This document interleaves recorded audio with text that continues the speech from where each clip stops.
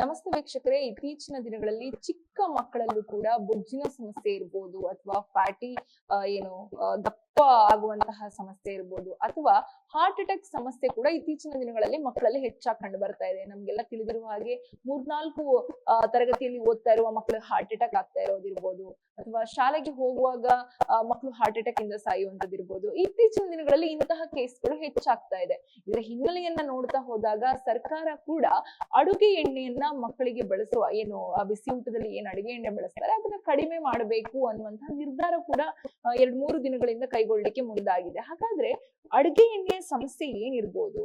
ಅಂದ್ರೆ ಯಾವಾಗ್ಲೂ ಬೊಜ್ಜಿನ ಸಮಸ್ಯೆ ಇರ್ಬೋದು ಅಥವಾ ಹಾರ್ಟಿಗೆ ಸಂಬಂಧಪಟ್ಟ ಸಮಸ್ಯೆಗಳಿಗೆ ಎಣ್ಣೆ ಅನ್ನುವಂಥದ್ದು, ಅಡುಗೆ ಎಣ್ಣೆ ಅನ್ನುವಂಥದ್ದು ಸಮಸ್ಯೆ ಅನ್ನೋದು ಎಲ್ರಿಗೂ ಗೊತ್ತಿದೆ. ಆದ್ರೆ ಮಕ್ಕಳಲ್ಲಿ ಬಿಸಿ ಊಟದಲ್ಲಿ ಬಳಸುವಂತಹ ಅಡುಗೆ ಎಣ್ಣೆ ಮಕ್ಕಳ ಮೇಲೆ ಯಾವ ರೀತಿಯಾದಂತಹ ದುಷ್ಪರಿಣಾಮ ಬೀರುತ್ತೆ, ಇದನ್ನೆಲ್ಲ ತಿಳಿಸ್ಕೊಡ್ಲಿಕ್ಕೆ ನಮ್ಮ ಜೊತೆ ಇವತ್ತು ಡಾಕ್ಟರ್ ಪ್ರೇಮ್ ಕುಮಾರ್ ಅವರಿದ್ದಾರೆ. ಅವ್ರನ್ನ ಮಾತಾಡಿಸ್ತಾ ಹೋಗ್ತೀನಿ, ಬನ್ನಿ ಸರ್. ನಮಸ್ತೆ.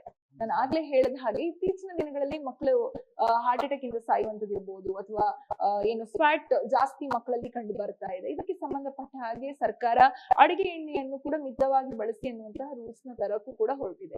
ಯಾಕಂದ್ರೆ ಅಡಿಗೆಯಲ್ಲಿ ಬಿಸಿ ಊಟದಲ್ಲಿ ಬಳಸುವಂತಹ ಎಣ್ಣೆ ಯಾವ ರೀತಿಯಾಗಿ ಮಕ್ಕಳ ಮೇಲೆ ಪರಿಣಾಮ ಬೀರುತ್ತಾ ಇದೆ ಸರ್?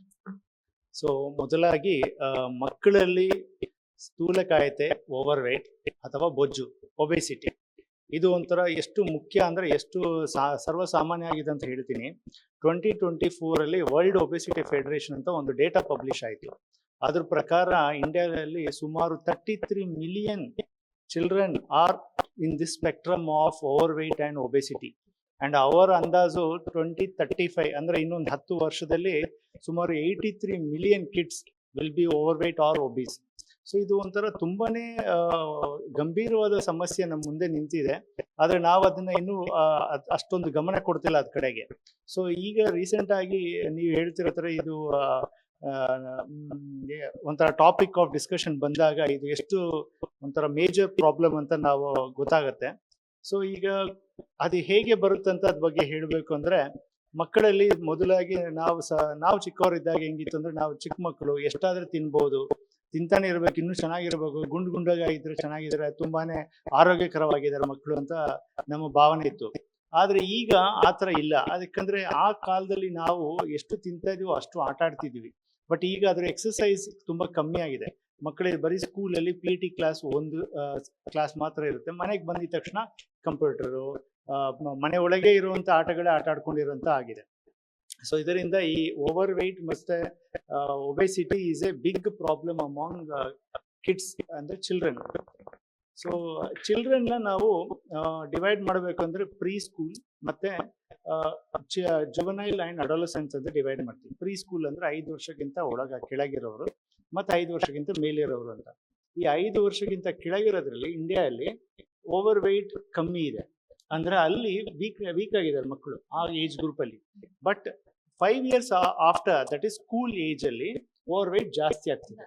ಸೊ ಇದು ಎಲ್ಲಿ ಬರ್ತಾ ಇದೆ ಅಂದ್ರೆ, ಅವ್ರು ಊಟ ಮಾಡ್ತಿರೋದ್ರಲ್ಲೇ ಕಂಡು ಬರ್ತಿದೆ. ಅಂದ್ರೆ ಮನೆಯಲ್ಲಿ ಇರೋ ತನಕ ಅವರು they are not putting on weight. But ಒಂದ್ಸತಿ ಅವ್ರು ಸ್ಕೂಲ್ ಹೋಗಿದ ತಕ್ಷಣ ಅವ್ರು ಮಾಡ್ತಿರೋ ಊಟ ಅಲ್ಲಿ ಸಮಸ್ಯೆ ಆಗಿ they are putting on weight. And ಅದರಲ್ಲಿ ಮುಖ್ಯವಾಗಿ ಎಣ್ಣೆ ಏನು ಉಪಯೋಗಿಸ್ತೀವೋ ಅದು ತುಂಬಾನೇ ಇಂಪಾರ್ಟೆಂಟ್ ಇಂಗ್ರೀಡಿಯೆಂಟ್ ಆಗುತ್ತೆ to put on the weight. So ಈಗ ಏನ್ ಮಾಡ್ಬೇಕಂದ್ರೆ, ಈಗ ಈ ಎಣ್ಣೆ ಪದಾರ್ಥನ ಕಮ್ಮಿ ಮಾಡಕ್ಕೆ ಒಂದು ಗೌರ್ಮೆಂಟ್ ಒಂದು ಇನಿಷಿಯೇಟಿವ್ ಏನ್ ಮಾಡ್ತಿದಾರೋ, ಇದು ವೆರಿ ಅಪ್ರಿಷಿಯಬಲ್ ಒಂಥರ ಇನಿಷಿಯೇಟಿವ್. ಆಕ್ಚುಲಿ ಇದು ತುಂಬಾನೇ ಮೆಚ್ಕೋಬೇಕು ನಾವು ಇದನ್ನ. ಯಾಕಂದ್ರೆ ಇದು ಒಂಥರ ತುಂಬಾ ಒಂಥರ we cannot take it very lightly ಇದೊಂದು ಪ್ರಾಬ್ಲಮ್ನ ನಾವು. ಸೊ ಅದಕ್ಕೆ ಈಗ ಗೌರ್ಮೆಂಟ್ ಸಜೆಸ್ಟ್ ಮಾಡಿರೋಂಥದ್ದು 10% ರಿಡಕ್ಷನ್ ಇನ್ ದ ಆಯಿಲ್ ಅಂತ ಹೇಳಿದ್ದಾರೆ ಏನ್ per month. It's a very very good move.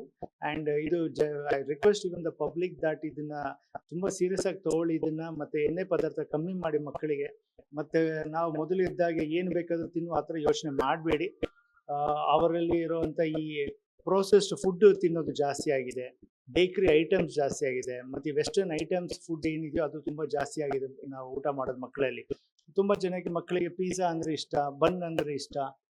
ಈಗ ನಮ್ಮ ಊಟ ಎಲ್ಲ ಇಂಡಿಯನ್ ಊಟ ಕಮ್ಮಿ ಆಗಿ ವೆಸ್ಟರ್ನ್ ಫುಡ್ಸ್ ಜಾಸ್ತಿ ತಿನ್ನೋಕೆ ಸ್ಟಾರ್ಟ್ ಮಾಡಿದ್ದಾರೆ. ಸೊ ಇದರಿಂದ obesity is becoming very common among school kids and in the juvenile and adolescence what we call. ನೀವ್ ಹೇಳಿದ ಹಾಗೇನೆ ಈ ವಿಚಾರವಾಗಿ ನರೇಂದ್ರ ಮೋದಿಯವರು ಕೂಡ ಧ್ವನಿ ಎತ್ತಿದ್ರು. ಯಾಕಂತಂದ್ರೆ ಅಡುಗೆ ಎಣ್ಣೆಯಿಂದ ಇರ್ಬೋದು ಅಥವಾ ಮಕ್ಕಳು ತಗೊಳ್ತಿರುವಂತ ಆಹಾರ ಕ್ರಮದಿಂದ ಇರ್ಬೋದು, ಆರೋಗ್ಯ ಸಮಸ್ಯೆ ಮಕ್ಕಳಲ್ಲಿ ಯಾಕೆ ಹೆಚ್ಚಾಗಿ ಕಂಡು ಬರ್ತಾ ಇದೆ ಅನ್ನುವಂತಹ ಧ್ವನಿಯನ್ನ ಏನು ಸನ್ಮಾನ್ಯ ಪ್ರಧಾನಮಂತ್ರಿ ನರೇಂದ್ರ ಮೋದಿಯವರು ಕೂಡ ಇದ್ರ ಬಗ್ಗೆ ಮಾತಾಡಿದ್ರು. ಹಾಗೆ ನೋಡ್ತಾ ಹೋಗೋದಾದ್ರೆ ಒಂದ್ ರೀತಿಯಲ್ಲಿ ಅಡುಗೆ ಎಣ್ಣೆಯಲ್ಲಿ 10% ರೆಡ್ಯೂಸ್ ಮಾಡೋದ್ರಿಂದ ಇಲ್ಲ ಒಂದು ಕಡೆ ಒಂದು ಉತ್ತಮವಾದ ಯೋಜನೆ ಇರ್ಬೋದು. ಹಾಗೇನೆ ಮಕ್ಕಳು ತಿನ್ನುವಂತಹ ಜಂಕ್ ಫುಡ್ ಇರ್ಬೋದು ಅಥವಾ ಅವರ ಔಟ್ಸೈಡ್ ಫುಡ್ ಅಥವಾ ಐಸ್ ಕ್ರೀಮು ಇನ್ನೊಂದು ಮತ್ತೊಂದು ಏನೋ ಒಂದು ಆಹಾರವನ್ನ ಸೇವಿಸ್ತಾರಲ್ಲ, ಅದರಿಂದನೂ ಸಾಕಷ್ಟು ಆರೋಗ್ಯ ಸಮಸ್ಯೆ ಆಗ್ತಾ ಇರತ್ತೆ. ಇದ್ರ ಬಗ್ಗೆ ಪೇರೆಂಟ್ಸ್ ಗಾಗಿರ್ಬೋದು ಅಥವಾ ಮಕ್ಕಳಿಗಾಗಿರ್ಬೋದು ಸ್ವಲ್ಪ ಏನು ನಾಲೆಜ್ ಕಡಿಮೆ ಇರತ್ತೆ. ಇದ್ರ ಬಗ್ಗೆ ಏನ್ ಹೇಳಕ್ ಇಷ್ಟಪಡ್ತೀರಾ ಡಾಕ್ಟರ್? ಸೊ ನಮ್ಮ ಪ್ರಧಾನಮಂತ್ರಿ ಶ್ರೀ ನರೇಂದ್ರ ಮೋದಿ ಅವರು ಅವರೊಂದು ನ್ಯಾಷನಲ್ ಗೇಮ್ಸ್ ಓಪನಿಂಗ್ ಸೆರೆಮನಿಯಲ್ಲಿ ಹೇಳಿದ್ರು. ಮತ್ತೆ ಅವರ ಮನ್ ಕಿ ಬಾತ್ ಅಲ್ಲೂ ಈ ಒಬೆಸಿಟಿ ಬಗ್ಗೆ ವೆರಿ ಕ್ಲಿಯರ್ಲಿ ಮೆನ್ಷನ್ ಮಾಡಿ ಮಾತಾಡ್ತಾರೆ.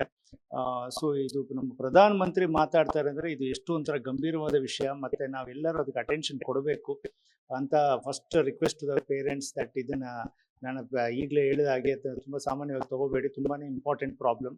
ಆ್ಯಂಡ್ ಒಬೆಸಿಟಿ ಓವರ್ ವೇಟ್ ಆಗ್ತಿದ್ದಾರೆ ಅಂದರೆ ಇಮಿಡಿಯೇಟ್ಲಿ ಅಟೆನ್ಷನ್ ಕೊಡಿ ಅವರಿಗೆ.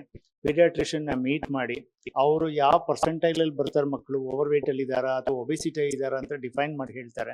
ಅದಾಗಿದ ತಕ್ಷಣ ನಾವು ಮಾತಾಡ್ತಿರೋ ಥರ ಈ ಊಟದ ಏನು ವಿಷಯ ಇದೆಯೋ ತುಂಬಾನೇ ಆಲೋಚನೆ ಮಾಡಿ ಏನು ಊಟ ಮಾಡ್ತಿದ್ದಾರೆ, ಎಷ್ಟು ಊಟ ಮಾಡ್ತಿದ್ದಾರೆ ಅಂತ ಯೋಚನೆ ಮಾಡಿ ಕೊಡಿ.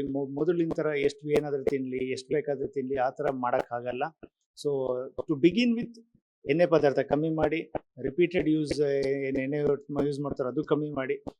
ಇನ್ನೊಂದು ಹೇಳಬೇಕಂದ್ರೆ ನಾವು ಚಿಕ್ಕ ಮಕ್ಕಳಲ್ಲಿ ಸಾಮಾನ್ಯವಾಗಿ ಯಾವ ಕಾಯಿಲೆನೂ ಬರಲ್ಲ, ಈಗ ಹಾರ್ಟ್ ಅಟ್ಯಾಕ್ ಅದೆಲ್ಲ ಒಂದು 50 ವರ್ಷ ಆದಮೇಲೆ ಬರುತ್ತೆ ಅಂತ ನಾವು ಅಂದ್ಕೊಂಡಿದ್ದೀವಿ.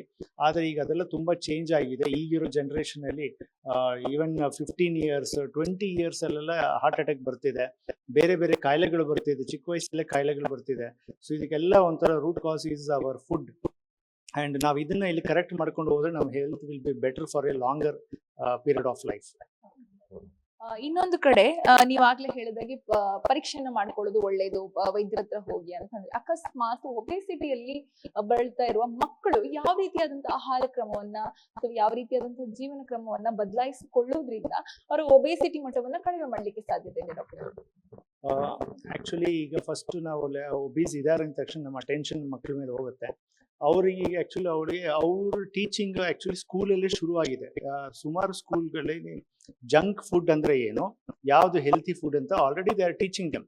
ಅಂದ್ರೆ ಇದೆಲ್ಲ ಹೇಳ್ಕೊಡ್ತಿದ್ದಾರೆ ಸ್ಕೂಲಲ್ಲಿ, ಇದನ್ನೆಲ್ಲ ಪಾಠ ಮಾಡ್ತಿದ್ದಾರೆ. ಇದು ಜಂಕ್ ಫುಡ್, ಇದು ಕೆಟ್ಟ ಊಟ, ಇದು ಜಾಸ್ತಿ ತಿನ್ಬೇಡಿ, ಸೊ ಇದು ಒಳ್ಳೆ ಊಟ, ಫ್ರೂಟ್ಸು ವೆಜಿಟೇಬಲ್ಸ್ ಇದನ್ನ ಜಾಸ್ತಿ ತಿನ್ನಿ ಅಂತ ಆಲ್ರೆಡಿ ಮಕ್ಕಳಲ್ಲಿ ಒಂದು ನಾಲೆಡ್ಜ್ ಅವೇರ್ನೆಸ್ ಕ್ರಿಯೇಟ್ ಆಗ್ತಿದೆ. ಸ್ಕೂಲಲ್ಲಿ ಆದರೆ ಅವ್ರ ಮಾತು ಕೇಳ್ತಾರೆ, ನಮ್ಮ ಟೀಚರ್ ಹೇಳಿದ್ದಾರೆ, ನಮ್ಮ ಮೇಡಮ್ ಹೇಳಿದ್ದಾರೆ, ಸೊ ಅದು ನಾವು ಕೇಳ್ತೀವಿ ಅಂತ. ನಾವು ಜನರಲಿ ಪೇರೆಂಟ್ಸ್ ಹೇಳಿದ್ರೆ ಕೇಳದೇ ಇರಬಹುದು ಅಥವಾ ತುಂಬ ಲೈಟಾಗಿ ತೊಗೊಂತಾರೆ ಹುಡುಗರು, ಬಟ್ ಅವ್ರ ಟೀಚರ್ಸೇ ಹೇಳಿದ್ರೆ so they listen to that. So already ಸ್ಕೂಲಲ್ಲಿ ಮೊದಲನೇ ಸ್ಟೆಪ್ ಅಂದ್ರೆ ಅವ್ರನ್ನ ಅವೇರ್ನೆಸ್ ಅಮಂಗ್ ದ ಕಿಡ್ಸ್. ಅವ್ರಿಗೆ ಹೇಳಿದ್ದಾರೆ ಯಾವ್ದು ಗುಡ್ ಫುಡ್, ಯಾವ್ದು junk food, which is good food ಅಂತ ಆಲ್ರೆಡಿ ಡಿಫೈನ್ ಆಗಿದೆ. ನಾವು ಪೇರೆಂಟ್ಸ್ ಅದ್ರ ಮೇಲೆ ಅವ್ರನ್ನ ಸಪೋರ್ಟ್ ಮಾಡಬೇಕು. ಅಂದ್ರೆ ಈಗ ಮಕ್ಕಳಿಗೆ ಅವರೇ ಬೇಕರಿ ಏನೋ ತಿಂತೀನಿ ಅಂದ್ರೆ ನಾವು ಹೇಳ್ಬೇಕು, ಅದು ಗೊತ್ತಲ್ಲ ನಿನಗೆ, ಅದು ಜಂಕ್ ಫುಡ್, ಅದು ತಿನ್ನಬಾರ್ದು ಅಲ್ಲ ಅಂದ್ರೆ ಅವರ ಹುಡುಗರ ಅವ್ರು ಹೌದು ತಿನ್ನಬಾರ್ದು ಅಂತ ಬರುತ್ತೆ. ಸೊ ನಾವು ನ್ಯಾಚುರಲ್ ಅಂದ್ರೆ ಫ್ರೂಟ್ಸ್ ವೆಜಿಟೇಬಲ್ಸ್ ಇದನ್ನ ಗುಡ್ ಫುಡ್ಸ್ ಅಂತ ಡಿವೈಡ್ ಮಾಡಿಕೊಂಡು, ಎಣ್ಣೆ ಪದಾರ್ಥ, ಬೇಕರಿ ಪ್ರಾಡಕ್ಟ್ಸ್, ಬ್ಯಾಡ್ ಫುಡ್ಸ್, ಜಂಕ್ ಫುಡ್ ಅಂತ ಡಿವೈಡ್ ಮಾಡಿಕೊಂಡು ಯಾವ್ದು ಕೊಡಬೇಕು. ಜಂಕ್ ಫುಡ್ ಕೊಡ್ಲೇಬಾರ್ದು ಅಂತ ಹೇಳಕ್ಕಾಗಲ್ಲ, ಬ್ರೆಡ್ ಕೊಡ್ಲೇಬಾರ್ದು, ಬೇಕರಿ ಪ್ರಾಡಕ್ಟ್ಸ್ ಅಂತ ಹೇಳಕ್ಕಾಗಲ್ಲ. ಕೊಟ್ರು ತುಂಬಾ ಕಮ್ಮಿ ಕ್ವಾಂಟಿಟಿಯಲ್ಲಿ ಕೊಡಿ, ಅಪರೂಪಕ್ಕೆ ಕೊಡಿ, ಒಂದು ವಾರಕ್ಕೆ ಒಂದ್ಸತಿ ಕೊಡಿಸಿ ಸಾಕು. ಎವ್ರಿಡೇ ತಿನ್ಬೇಕು ಅಂತ ಮಕ್ಳು ಇಷ್ಟಪಡ್ತಾರೆ, ಬಟ್ ಒಂದು ವಾರಕ್ಕೆ ಒಂದ್ಸತಿ ಕೊಡಿಸಿ. ಸೊ ಇಷ್ಟು ಮಾಡಿದ್ರೆ ಶುರು ವಿತ್ ಡಯಟ್ ಹೆಲ್ಪ್ ಆಗುತ್ತೆ. ಅದಾದ್ಮೇಲೆ ಆಕ್ಟಿವಿಟೀಸ್ ಇಂಪ್ರೂವ್ ಮಾಡಿ. ಈಗೆಲ್ಲ ನಾವು ಕಂಪ್ಯೂಟರ್ ಗೇಮ್ಸ್ ಆಡೋದ್ರಿಂದ ಫಸ್ಟ್ ಅವ್ರಿಗೆ ಗ್ರೌಂಡಿಗೆ ಕರ್ಕೊಂಡು ಹೋಗಿ ಎಲ್ಲ ಆಟ ಆಡಿಸಿ, ಫಿಸಿಕಲ್ ಆಕ್ಟಿವಿಟಿ ಮಾಡಿ. ಈಗೆಲ್ಲ ಚಿಕ್ಕ ಮಕ್ಕಳಿಗೆ ಆಕ್ಚುಲಿ ಜಿಮ್ ಬರ್ದಿದೆ, ಲಿಟಲ್ ಜಿಮ್ ಅಂತೆಲ್ಲ ತುಂಬಾ ಜಿಮ್ಸ್ ಎಲ್ಲ ಓಪನ್ ಆಗ್ತಿದೆ. ಅಂದ್ರೆ ಅಲ್ಲೂ ಅವ್ರು ಎಕ್ಸರ್ಸೈಸ್ ಮಾಡಿಸ್ತಾರೆ, ಫ್ಲೆಕ್ಸಿಬಿಲಿಟಿ ಎಕ್ಸರ್ಸೈಸ್, ಆಕ್ಟಿವಿಟಿ ಮಾಡಿಸ್ತಾರೆ. So physical form of activity ನಾವು ಇಂಪ್ರೂವ್ ಮಾಡಿದ್ರೆ automatically they will be more healthy. Yes ಕೇಳಿದ್ರಲ್ಲ ವೀಕ್ಷಕರೇ, ಮಕ್ಕಳಲ್ಲಿ ಒಬೆಸಿಟಿ ಪ್ರಮಾಣ ಹೆಚ್ಚಿದ್ದಾಗೆ ಅಥವಾ ಬೊಜ್ಜಿನ ಪ್ರಮಾಣ ಹೆಚ್ಚಾಗ್ತಾ ಇರೋದಂತೂ ಹೌದು. ಆದ್ರೆ ಅವುಗಳ ಸಂಬಂಧಪಟ್ಟ ಹಾಗೆ ಮುನ್ನೆಚ್ಚರಿಕೆ ಕ್ರಮಗಳನ್ನ ಯಾವ ರೀತಿಯಾಗಿ ತಗೋಬೇಕು, ಹಾಗೇನೆ ಮಕ್ಕಳಿಗೆ ಒಬೆಸಿಟಿ ಇರುವಂತದ್ದನ್ನು ಗೊತ್ತಾದ ನಂತರ ಅಥವಾ ಅವರ ಫ್ಯಾಟ್ ಪ್ರಮಾಣ ಹೆಚ್ಚಾಗ್ತಿದ್ದಂತೆ ಅವರ ಆಹಾರ ಕ್ರಮವನ್ನ ಯಾವ ರೀತಿಯಾಗಿ ಬದಲಾಯಿಸ್ಕೊಳ್ಬೇಕು, ಅವರಿಗೂ ಕೂಡ ಏನು ಎಕ್ಸಸೈಸ್ ಅನ್ನ ನೀಡುವಂತದಿರ್ಬೋದು ಅಥವಾ ಅವರ ಆಹಾರ ಕ್ರಮದಲ್ಲಿ ಒಂದಿಷ್ಟು ಕಂಟ್ರೋಲ್ ಮಾಡುವಂತದಿರ್ಬೋದು ಅಥವಾ ಅವರ ಜೀವನ ಶೈಲಿಯಲ್ಲಿ ಒಂದಿಷ್ಟು ಬದಲಾವಣೆ ಮಾಡೋದ್ರಿಂದ ಮಕ್ಕಳಲ್ಲೂ ಆರೋಗ್ಯ ಸಮಸ್ಯೆಗಳು ಕಂಡು ಬರೋದಿಲ್ಲ. ಹಾಗೇನೆ ಒಬೆಸಿಟಿ ಪ್ರಮಾಣವನ್ನ ನಾವು ತಡೆಗಟ್ಟಬಹುದು ಅನ್ನುವಂಥದ್ದು ಡಾಕ್ಟರ್ ಪ್ರೇಮ್ ಕುಮಾರ್ ಅವರ ಹೇಳಿಕೆಯಾಗಿದೆ. ಇದಾಗಿತ್ತು ಈ ಹೊತ್ತಿನ ವಿಶೇಷ ಸುದ್ದಿ. ಇನ್ನಷ್ಟು ಸುದ್ದಿಗಾಗಿ ನೋಡ್ತಾ ಇರಿ guarantee news. Camera person Ajay ಜೊತೆ ಶಮಿ ಶೆಟ್ಟಿ. ಗ್ಯಾರಂಟಿ ನ್ಯೂಸ್, ಸುದ್ದಿ ಖಚಿತ, ನ್ಯಾಯ ನಿಶ್ಚಿತ.